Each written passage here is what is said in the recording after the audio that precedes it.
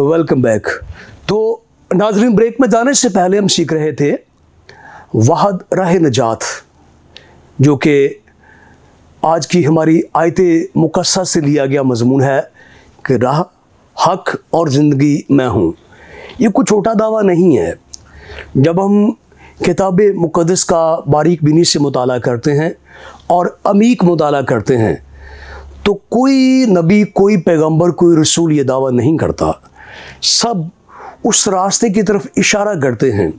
जैसे यिर्मयाह नबी ने अच्छी राह का तज़किरा किया, वो कौन सी राह है, और बहुत सारे नबियों ने नबूवतों में कहा, जिस तरह के मूसा नबी ने कहा कि मेरी मंद तुम्हारे भाइयों में से, तो ये भी रास्ते की तरफ इशारा है। याकूब नबी ने सितारे का तज़किरा किया। तो यूँ पूरी किताब मुक़द्दस के अंदर बहुत सारी नबूवतें हैं और वो सारी की सारी नबूवतें एक शख्सियत की तरफ इशारा करती हैं, और वो यीशु मसीह है, जो कि हकीकी राह भी है और वाहिद राह भी है निजात की। हम मज़ीद सीखेंगे और मैं गुजारिश करूँगा जनाब पास्टर गिलबर्ट साहिब से कि हमारे नाज़रीन को सिखाएँ कि वहद राह नजात कौन है और किस तरह से हम उन्हें अपना सकते हैं। जी बहुत शुक्रिया पास्टर साहब।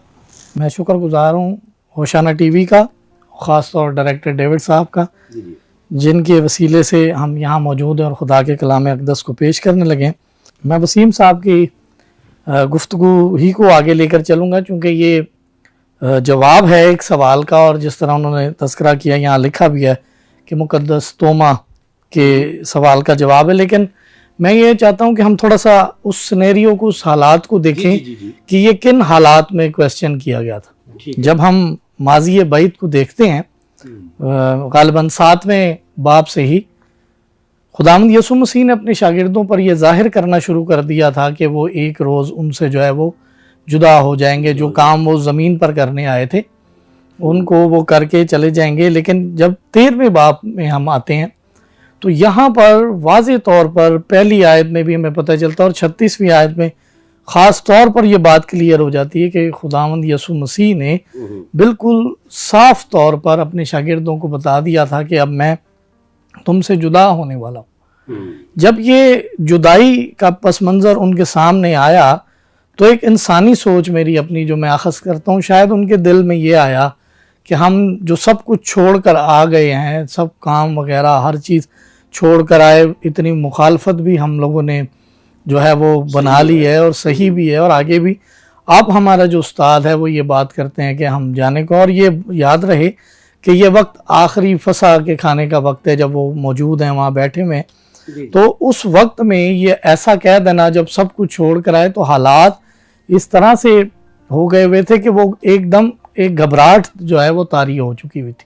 ठीक है, क्योंकि इसी 14वें बाब की पहली आयत में खुदावंद ने उनसे सबसे पहला जुमला ये कहा कि तुम्हारा दिल ना घबराए। और मैं ये समझता हूँ कि ये घबराहट उस वक्त थी। आज हमारे लिए जहाँ ये बात तुम्हारा दिल ना घबराए तसल्ली की है, यहाँ पर मैं समझता हूँ कि हमें घबराना भी चाहिए कि आज जब हम मसीह के साथ नहीं या वो हमारे साथ नहीं तो हम किन हालात में हैं, हमारा जो इख्तिताम है वो किस तरह का होगा।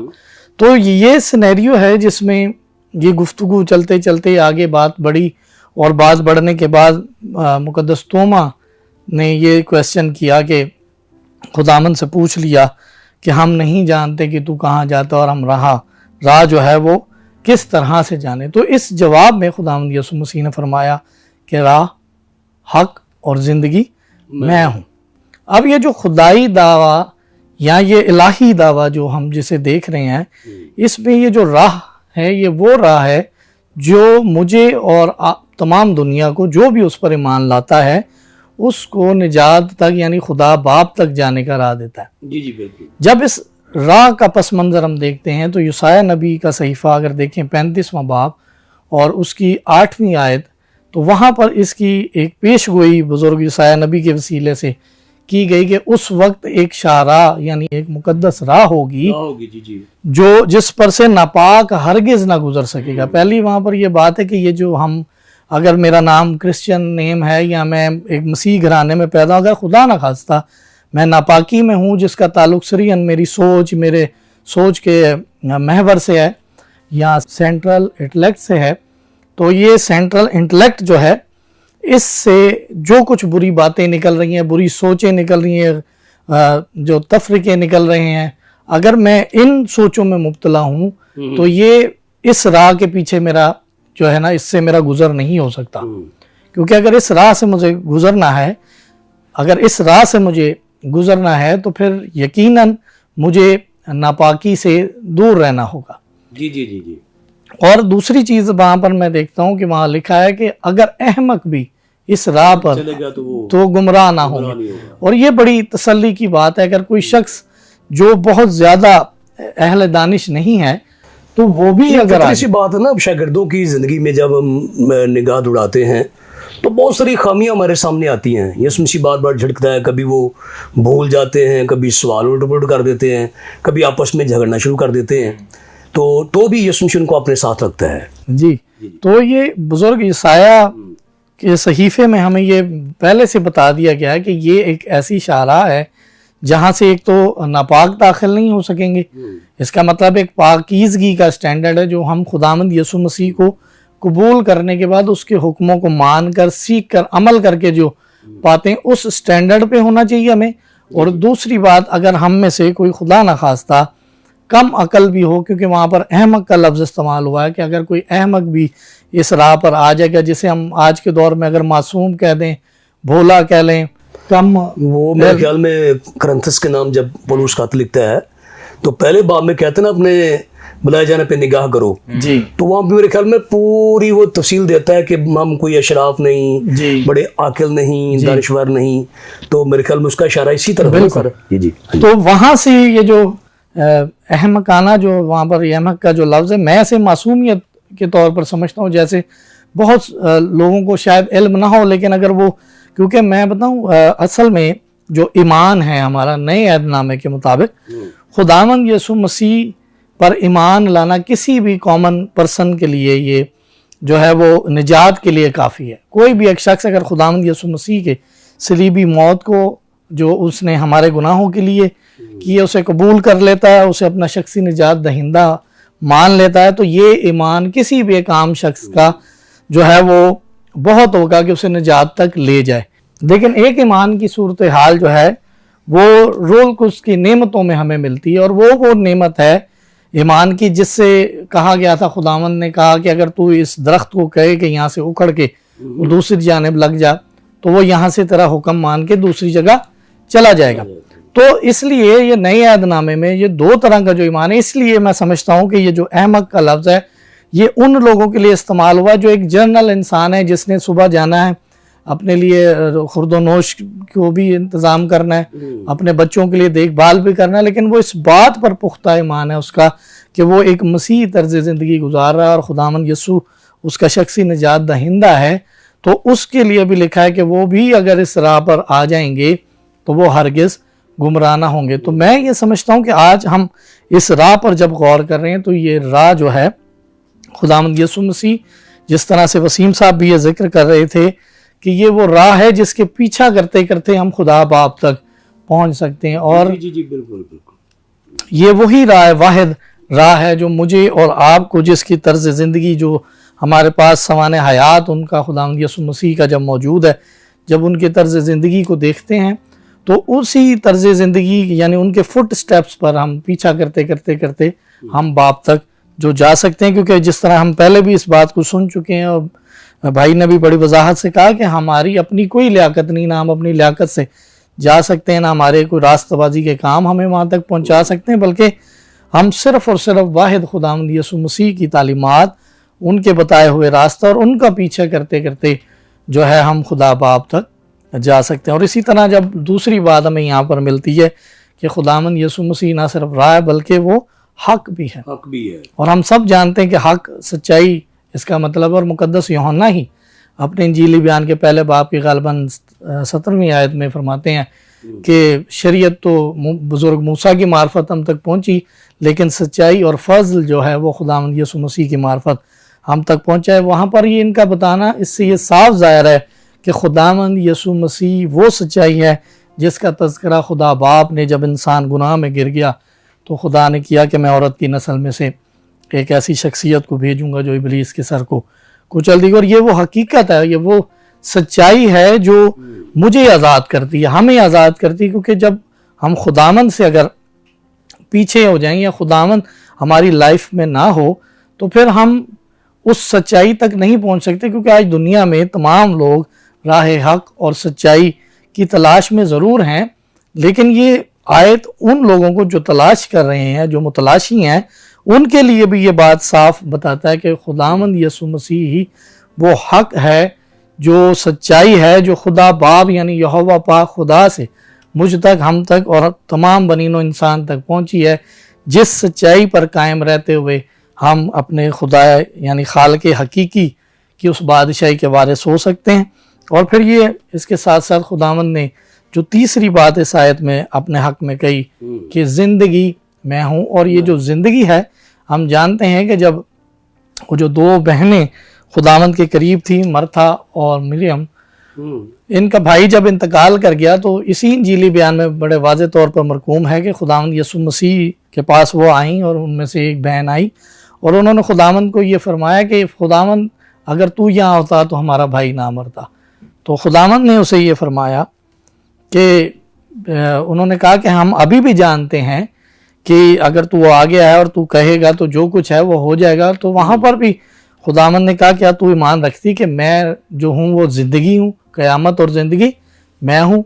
तो वहाँ पर ये जो क़यामत यानी उठा देने वाला भी मैं हूँ और ज़िंदा करने वाला भी मैं हूँ। तो ये खुदावंद यसु मसीह का यहाँ पर जो ज़िंदगी का दावा है, मैं ये समझता हूँ कि खुदावंद यसु मसीह ना सिर्फ जो है वो ज़िंदगी देने वाला है बल्कि वो खुद लाइफ है। और ये लाइफ हमें, मुझे और आपको अबदी उन्हीं से सादर है। क्योंकि दो तरह की ज़िंदगी यहाँ पर मैं वाज़े करना चाहता हूँ कि हम गुजार रहे हैं कि ये जो जिस्मानी है, जो कुछ दिनों की है, वो बदनी जो घर है हमारा ये गिरा दिया जाएगा।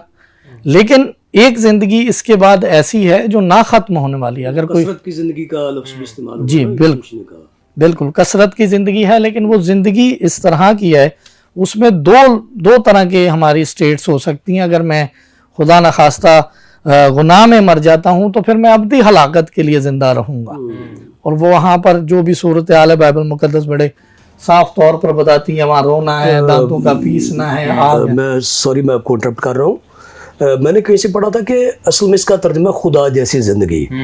जिंदा तो सब भी रहेंगे ना, देखे जो जहन्नम में जाएंगे वो भी जिंदा ही होंगे जी, लेकिन खुदा जैसी जिंदगी होना, पाकीज़गी में, रासबाजी में, बगैर दुखों के जी, यानी कसरत की जिंदगी वो जिंदगी है। और यीशु मसीह ने वही दावा किया है। आमीन आमीन जी, बिल्कुल उसी तरफ मैं आना चाह रहा था कि ये जिंदगी उस गुनाह आलूदा इंसान की जिंदगी से फर्क है।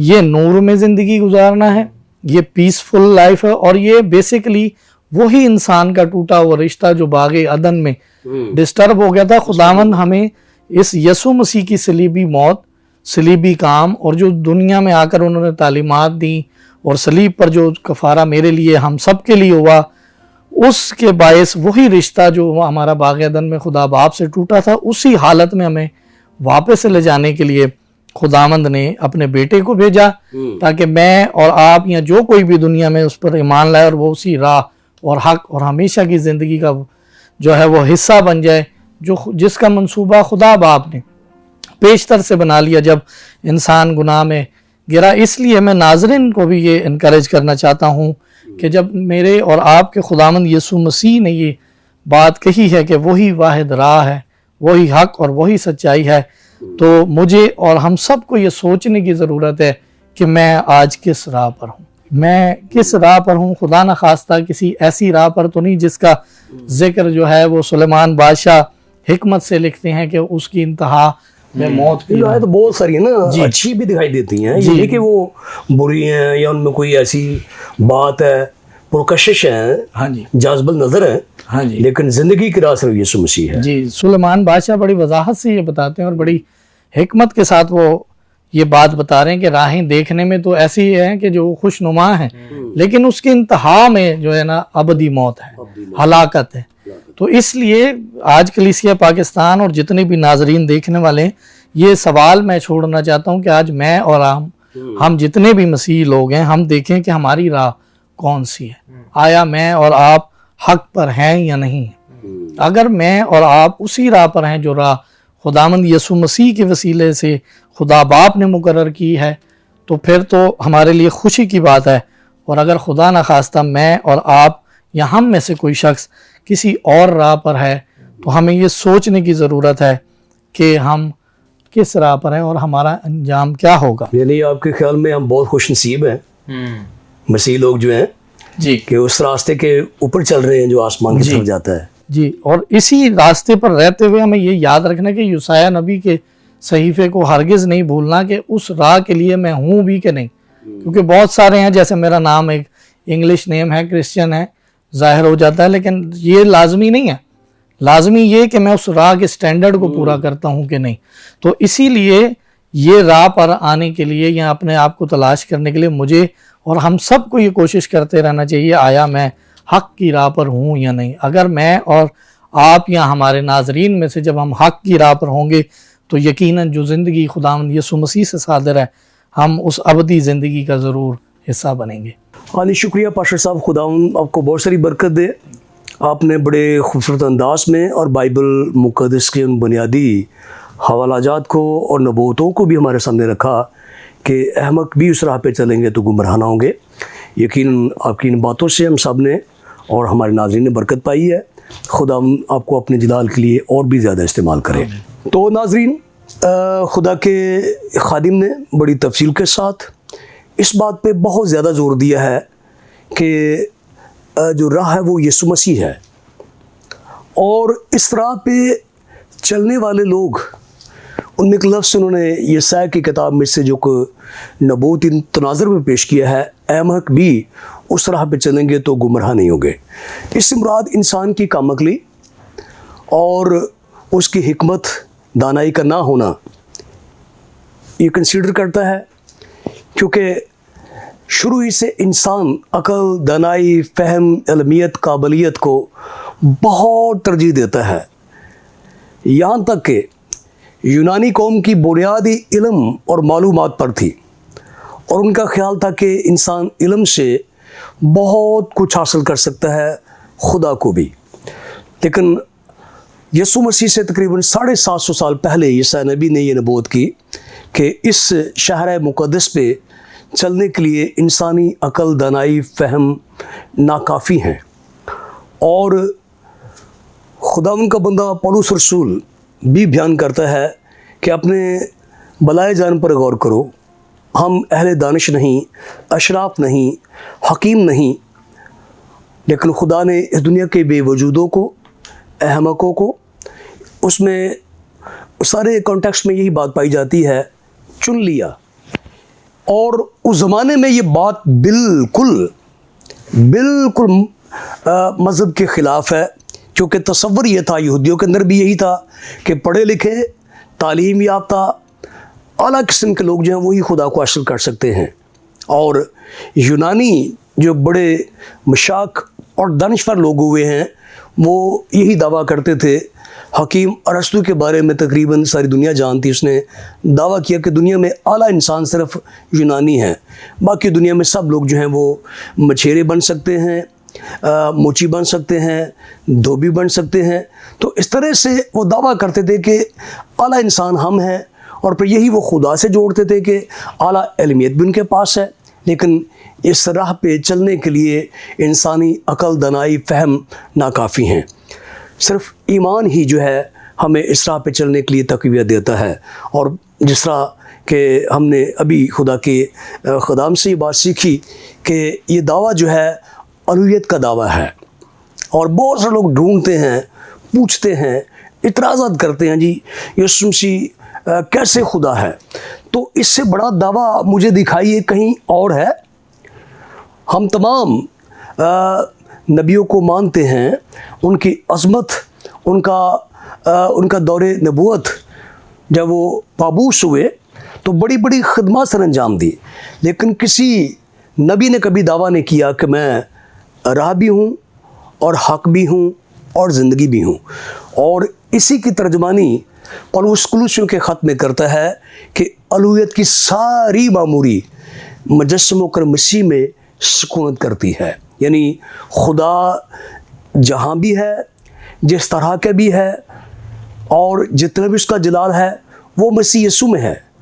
आसान लफ्ज़ों में बताना चाहता हूँ कि खुदा का जो प्रॉपर एड्रेस है, पता है, वो यीशु मसीह है। और मसीही उलमा का ये कहना है कि हम खुदा के वसीले से मसीह की तरफ नहीं जाते। मैं फिर बात दोहरा रहा हूँ कि हम खुदा के वसीले से मसीह की तरफ नहीं जाते, बल्कि मसीह के वसीले से हम खुदा की तरफ जाते हैं। यही वो रास्ता है जो महफूज भी है, सलामत भी है और पर हक भी है और ज़िंदगी भी है। ये तीन बातें याद कर लीजिए। यीशु मसीह ने कहा राह, हक और ज़िंदगी। तो याद रखें, पूरी दुनिया के तमाम मज़हब इन्हीं तीन चीज़ों की तबलीग कर रहे हैं, प्रचार कर रहे हैं, मुनादी कर रहे हैं। लेकिन मसीही ईमानदार कितने खुशनसीब हैं कि उनके घर के अंदर ये चश्मा खुला हुआ है। उनके पास ये राह भी है, हक भी है और ज़िंदगी भी है। और अगर आज तक आपने इस रास्ते को नहीं अपनाया, हक को नहीं जाना, ज़िंदगी तक नहीं पहुँचे, तो खुदा के खादमीन की इस गुफ्तगू के पेश नज़र आज ही इस राह पे चलना शुरू करें, ताकि आप हक की पहचान तक पहुँचें और ज़िंदगी हासिल करें। ज़िंदगी से मुराद ये फ़ानी ज़िंदगी नहीं, बल्कि आबदियत की ज़िंदगी, खुदा जैसी ज़िंदगी। खुदा पे मौत नहीं, और खुदा कभी नहीं मरेगा, अब तक ज़िंदा रहेगा। और वहाँ पे शांति, सलामती, अमन, सुकून, और फिर आंसू नहीं होंगे, दर्द नहीं होंगे, चिल्लाना नहीं होगा, रोना नहीं होगा, और खुशी, शादाबी, शादमानी होगी।